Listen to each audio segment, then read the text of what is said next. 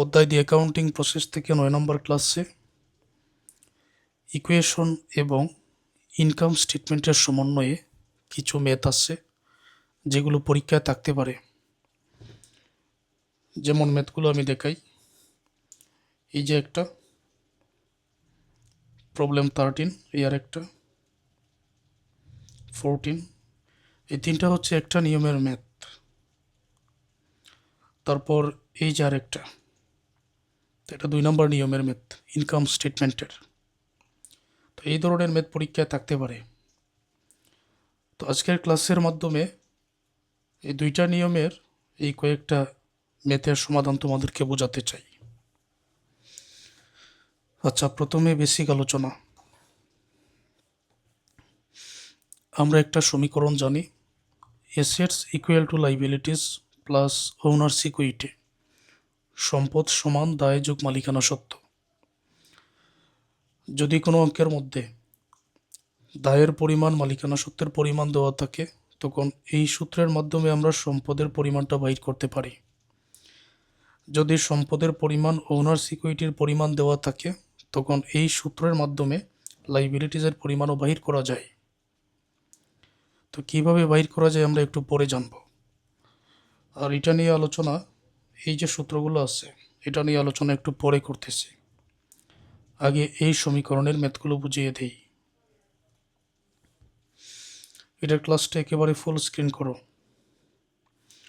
Present below is the accounting equation. নিচে হিসাব সমীকরণ দেওয়া হয়েছে। ডিটারমাইন দি মিসিং অ্যামাউন্ট, মিসিং যে অ্যামাউন্ট আছে বাইর করো। Assets equal to liabilities plus owners equity হচ্ছে সমীকরণ। এ নম্বরে সম্পদের পরিমাণ 1,20,000, দায়ের পরিমাণ 50,000, ওনার্স ইকুইটির পরিমাণ বাহির করতে হবে। তো বি নম্বরে সম্পদের জায়গায় প্রশ্নবোধক চিহ্ন আছে, বাদ বাকি দুইটার মান দেওয়া আছে। সি নম্বরে দায়ের পরিমাণটা বাইর করতে হবে, দায়ের জায়গায় প্রশ্নবোধক চিহ্ন আছে। এখন আমরা মানগুলো বসাই। এ নম্বরে আমরা সমীকরণ লিখে নিলাম, assets equal to liability plus owners equity, সম্পদ সমান দায় যোগ মালিকানা সত্ত্ব। তো এ নম্বরে দেখা যাচ্ছে সম্পদের পরিমাণ আছে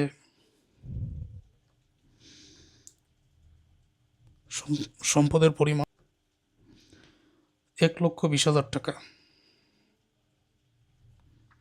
এই যে, তারপর দায়ের পরিমাণ আছে এখানে 50,000 টাকা প্লাস ওনার সিকিউরিটির পরিমাণ বাইর করতে হবে। তাহলে 1,20,000 প্লাসের যে 50,000 আছে এটা মাইনাসের করে সমানের ডান থেকে বাম দিকে আমরা নিয়ে আসবো, ইকুয়াল টু ওনার্স ইকুইটি। তখন উত্তরে আমরা পেয়ে যাব ওনার্স ইকুইটি সমান 1,20,000 টাকা থেকে 50,000 বিয়োগ করো, 70,000। এক নম্বরটার উত্তর পেয়ে গেলাম। এখন 2 নম্বরে সম্পদের জায়গায় প্রশ্নবোধক চিহ্ন, অ্যাসেটসের মান বাইর করতে হবে। লাইবিলিটি আছে 85,000, ওনার্স ইকুইটি 40,000। তো লাইবিলিটি 85,000, ওনার্স ইকুইটির পরিমাণ আছে 40,000। সুতরাং অ্যাসেটস 85,000 আর 40,000 যোগ করলে 1,25,000 টাকা। সি নম্বরে সম্পদ 95,000, দায়ের পরিমাণ বাইর করতে হবে, ওনার্স ইকুইটি 60,000 আছে। তো এখানে আমরা বসিয়ে দিচ্ছি সম্পদ আছে এখানে 95,000 সমান লাইবিলিটি বাইর করতে হবে, ওনার্স ইকুইটি আছে 60,000।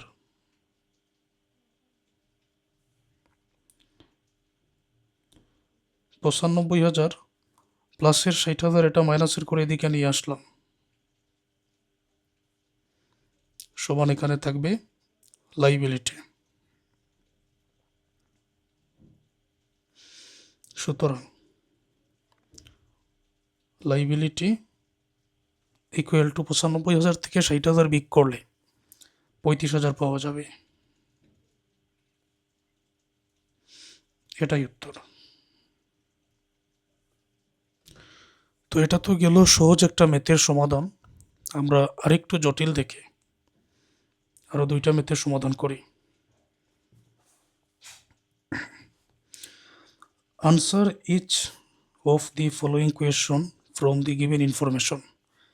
নিচের তথ্যগুলো থেকে প্রশ্নের উত্তর লিখো। এ নম্বরে the total assets of Emon traders are টাকা 6 লক্ষ। ইমন ট্রেডার্সের টোটাল সম্পদের পরিমাণ 6 লক্ষ টাকা। And its liability are equal to 1/3 of its total assets. এটা লাইবিলিটির পরিমাণ হচ্ছে সম্পদের 3/1 অংশ। What is the amount of owners' equity? Owners' ইকুইটির পরিমাণ কত? বি নম্বরে বলা হয়েছে the total liabilities of SR fashion are টাকা 2,50,000, owners' equity 7,50,000। What is the amount of total assets of SR fashion?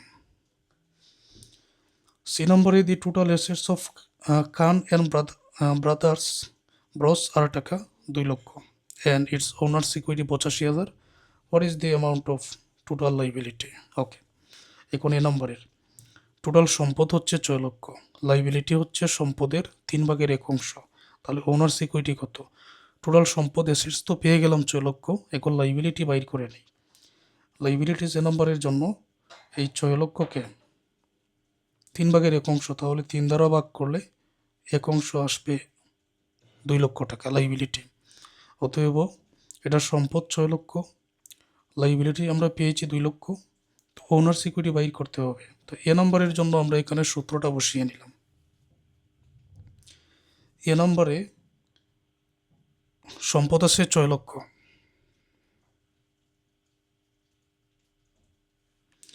Liability হচ্ছে 2 লক্ষ, আমরা ওয়ার্কিং করে বাইর করেছি। ওনার্স ইকুইটি এটার বাইর করতে হবে। তাহলে আগের মতো 6 লক্ষ প্লাসের 2 লক্ষ, এটা মাইনাসের 2 লক্ষ করে নিয়ে আসলাম, ইকুয়াল টু ওনার্স ইকুইটি। সুতরাং ওনার্স ইকুইটি হয়ে যাবে 6 লক্ষ থেকে 2 লক্ষ বিয়োগ করলে 4 লক্ষ টাকা। এবার বি নাম্বারে টোটাল লাইবিলিটি আসছে বি নাম্বারে 2,50,000, ওনার্স ইকুইটি 7,50,000, তাহলে অ্যাসেটস কত? ওকে, তো অ্যাসেটস তো আমাদের বাইর করতে হবে। অ্যাসেটস লাইবিলিটি আছে 2,50,000, ওনার্স ইকুইটি আছে 7,50,000, সুতরাং অ্যাসেটস একেবারে সহজ।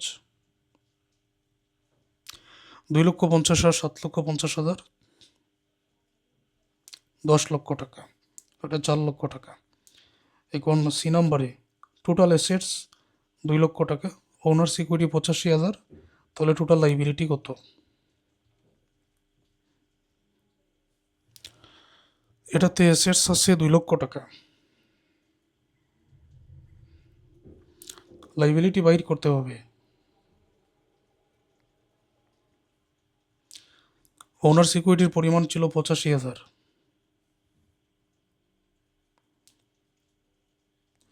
2 লক্ষ থেকে এই প্লাসের 85,000 এটা মাইনাসের 85,000 করে নিয়ে আসলাম, ইকুয়াল টু এখানে থাকবে লাইবিলিটি। সুতরাং লাইবিলিটির পরিমাণ হয়ে যাবে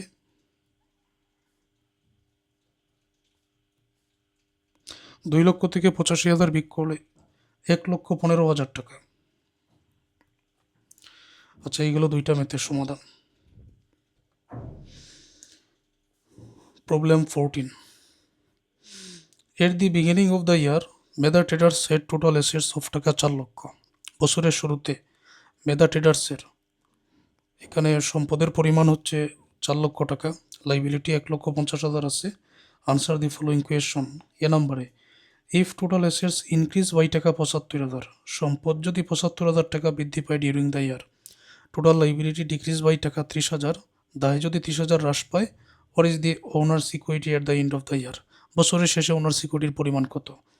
during the year total liability increase 50,000, দায় যদি বৃদ্ধি পায় 50,000 এন্ড ওনার্স ইকুইটি ডিক্রিজ 35,000, মালিকানা সত্ত্ব যদি হ্রাস পায় 35,000, what is the amount of total assets at the end of the ইয়ার? বছর শেষে টোটাল অ্যাসেটস কত হবে? তো বিশেষ করে 2 নম্বরের জন্য বলা হয়েছে ওনার্স ইকুইটি 35,000 যদি হ্রাস পায়, কিন্তু বিগিনিং ওনার্স ইকুইটি দেওয়া নাই, টোটাল অ্যাসেটস আছে, লাইবিলিটি আছে। তো বিগিনিং ওনার্স ইকুইটিটা আগে আমাদের বাইর করে নিতে হবে। এটা আমি এখানে বাইর করে নিচ্ছি। Assets equal to liability plus owners equity, সংক্ষেপে লিখে নিলাম। তো অ্যাসেটস আছে এখানে আমরা দেখতে পাচ্ছি 4 লক্ষ, বিগিনিং লাইবিলিটি ওনার্স ইকুইটি আমরা বিগিনিংটা বাইর করতেছি। লাইবিলিটি আছে এখানে 1,50,000, ওনার্স ইকুইটি বাইর করতে হবে। তখন 4 লক্ষ প্লাসের 1,50,000, এটা মাইনাসের করে নিয়ে আসো, ইকুয়াল টু ওনার্স ইকুইটি। সুতরাং ওনার্স ইকুইটি হবে 4 লক্ষ থেকে 1,50,000 বিক করে 2,50,000 টাকা। এটা হচ্ছে ওয়ার্কিং। এবার এ নাম্বারের জন্য অ্যাসেটস যদি 75,000 বৃদ্ধি পায়, লাইবিলিটি যদি ডিক্রিজ মানে হ্রাস পায় 30,000, তখন ওনার্স ইকুইটি কত? সূত্র আমি এখানে লিখে নিলাম। এমনিতে আমি এখন সম্পদের পরিমাণটা বসাবো। এখানে সম্পদ আছে 4 লক্ষ, বলা হয়েছে যদি এই সম্পদটা 75,000 বৃদ্ধি পায় তাহলে তার সাথে 75,000 যোগ করে দাও। লাইবিলিটি যদি 30,000 হ্রাস পায়, তো লাইবিলিটি আছে 1,50,000। 30,000 যদি হ্রাস পায় তাহলে 30,000 কমে যাবে, বিক করে দাও, প্লাস ওনার্স ইকুইটির পরিমাণ কত সেটাই বাইর করার জন্য এখানে বলা হয়েছে। 4,75,000 যোগ করলে হবে 4,75,000, 1,50,000 থেকে 30,000 বিক করলে হবে 1,20,000,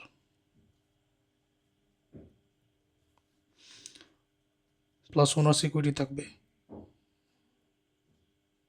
4,75,000 থেকে প্লাসের 1,20,000 মাইনাসের করে নিয়ে আসলাম, ইকুয়াল টু ওনার্স ইকুইটি থাকবে।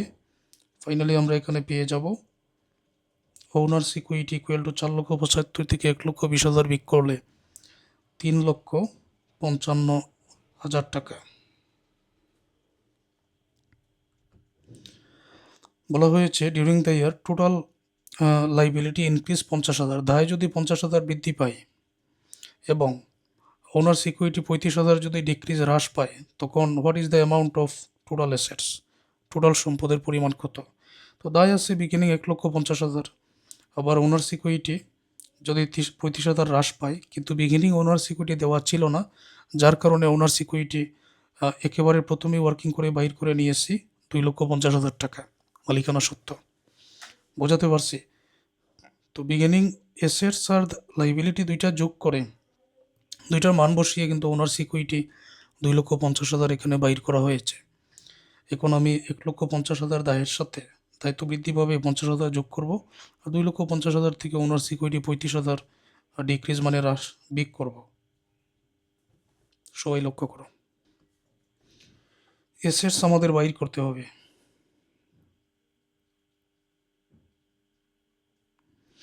লাইবিলিটি আছে 1,50,000, লাইবিলিটি বৃদ্ধি পাবে 50,000 বলা হয়েছে। ওনার্স ইকুইটি আমি বাইর করেছিলাম 2,50,000, বলা হয়েছে এটা 35,000 হ্রাস পাবে। অ্যাসেটসটা সহজে চলে আসবে, 1,50,000 আর এই 50 হবে 2 লক্ষ, 2,50,000 থেকে 35,000 বিক করলে 2,15,000। অ্যাসেটস 2 লক্ষ আর 2,15,000, এটা হবে 4,15,000।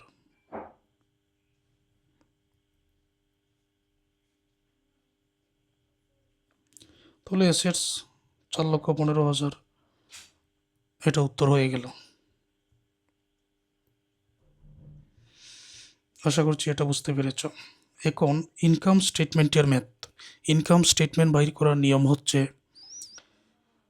সেলস থেকে কস্ট অফ গুডস সোল্ড বিয়োগ করলে গ্রস প্রফিট পাওয়া যায়, গ্রস প্রফিট থেকে অপারেটিং এক্সপেন্স বিয়োগ করলে নেট প্রফিট পাওয়া যায়।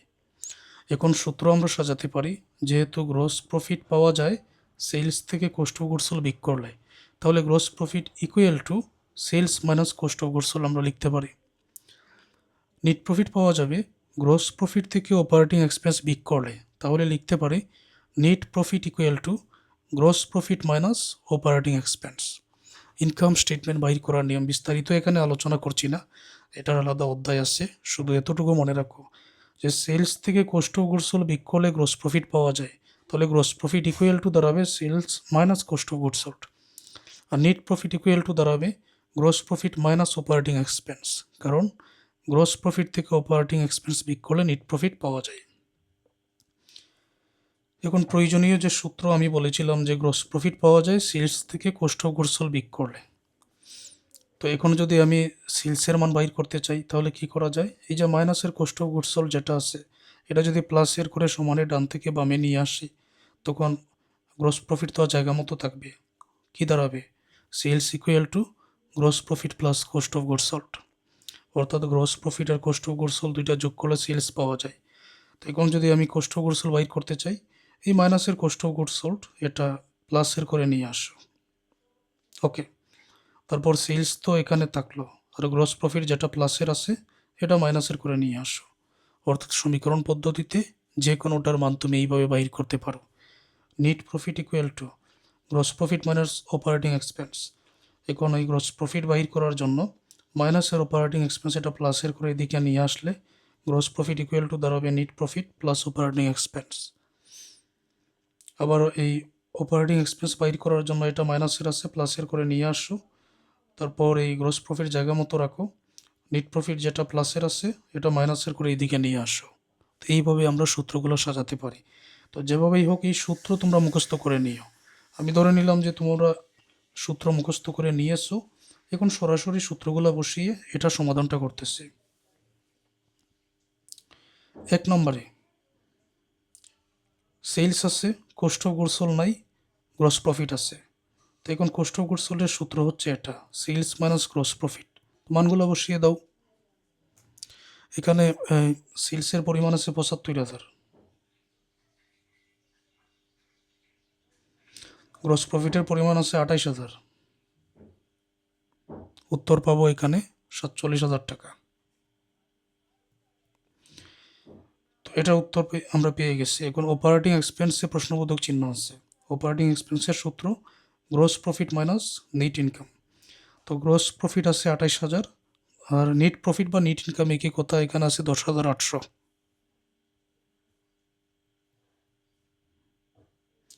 ২৮,০০০ মাইনাস ১০,৮০০, তো বিয়োগ করলে এখানে হবে ১৭,২০০। এটা হচ্ছে অপারেটিং এক্সপেন্স। তারপরে এটা তো আমরা পেয়ে গেলাম অপারেটিং এক্সপেন্স। এখন ২ নম্বরে আসো।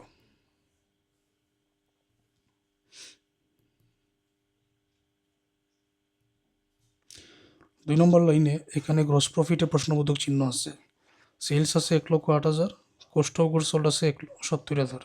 ওকে, তো মানগুলো এখানে বসাও।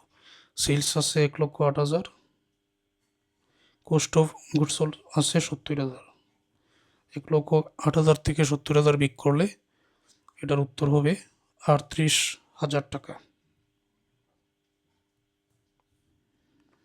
পরে প্রশ্নবোধক চিহ্ন আছে অপারেটিং এক্সপেন্সে ৩৮,০০০ টাকা। এখন আমরা গ্রস প্রফিট মাত্র বাইর করলাম, এই যে ৩৮,০০০, আর অপারেটিং এক্সপেন্স বাইর করতে হবে। নেট প্রফিট আছে ২৯,৫০০। তো এখন অপারেটিং এক্সপেন্সের সূত্র হচ্ছে gross profit minus net income বা নেট প্রফিট। তো গ্রস প্রফিট এই যে ৩৮,০০০ এখন বাইর করছি, আর নেট ইনকাম যেটা অঙ্কের মধ্যে দেওয়া আছে ২৯,৫০০ সেটা বসাও। উত্তরে হচ্ছে ৮,৫০০। হাতে কলমে নিজেদের প্র্যাকটিস করতে হবে। তো এটা শেষ। পরবর্তী প্রশ্নবোধক চিহ্ন এখানে আছে সেলসে। তো cost of goods sold ৭১,৯০০, gross profit আছে ৯৯,৬০০। তো এটার মানটা বসাও। সেলসের সূত্র, কস্ট অফ গুড সোল্ড এইটা আছে ৭১,৯০০, গ্রস প্রফিট আছে ৯৯,৬০০। তো দুইটা যোগ করলে ১,৭১,০০০, ১,৭১,৫০০ হবে। পরবর্তী প্রশ্নবোধক চিহ্ন আছে এই নিট প্রফিটে। তো এখানে গ্রস প্রফিট ৯৯,৬০০, অপারেটিং এক্সপেন্স ৩৯,৫০০। তো গ্রস প্রফিট হচ্ছে এই জায়গাতে ৯৯,৬০০, অপারেটিং এক্সপেন্স আছে ৩৯,৫০০। ৯৯,৬০০ থেকে ৩৯,৫০০ বিয়োগ করলে ৬০,১০০ টাকা। এটাই হচ্ছে নেট ইনকাম। আর এই সূত্রের মাধ্যমে, এই যে নিয়মটা বললাম, এই সূত্রের মাধ্যমে এই নিয়মের যে কোনো ম্যাথের সমাধান তোমরা পারবে আশা করছি। তো বইয়ের মধ্যে যে অন্যান্য ম্যাথ আছে এই নিয়মের, এগুলো প্র্যাকটিস করো।